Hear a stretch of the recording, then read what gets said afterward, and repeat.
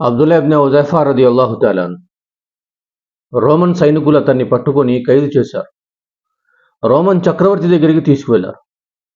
Roman చక్రవర్తి అతన్ని అగ్నిలో వేసి కాల్చి బూడిద చేసేమన్నాడు. మరి వాళ్ళు అగ్నిలో వేయబోతుండగా అబ్దుల్లా ఇబ్న్ హుజైఫా రదియల్లాహు తఆలా గారు ఏడ్చారు. కళ్ళలోంచి నీళ్లు ధారాళంగా రాలాయి. ఈ విషయాన్ని రోమన్ చక్రవర్తికి తెలిపారు. అతను భయంతో ఏడుస్తున్నాడు అని. మరి రోమన్ చక్రవర్తి అతన్ని నా దగ్గర తీసుకురండి అన్నాడు.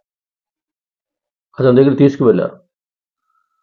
చక్రవర్తి అడుగుతున్నాడు, అబ్దుల్లా, చావుకి భయపడిపోయావా, అందుకే ఏడుస్తున్నావా అని అడిగాడు. అబ్దుల్లా ఇబ్న్ హుజైఫా రదియల్లాహు తఆలా లేదు, నేను చావు గురించి భయపడలేదు.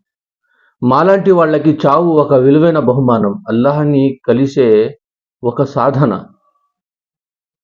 నేను ఎందుకు ఏడుస్తున్నాను, నా దగ్గర ఒక్క ప్రాణం మాత్రమే ఉంది, అది అగ్నిలో వేసిన వెంటనే బూడిదైపోతుంది.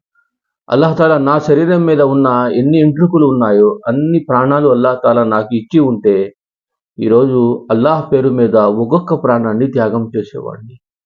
అందు గురించి ఏడుస్తున్నాను అన్నారు వీళ్ళు సహాబాలు.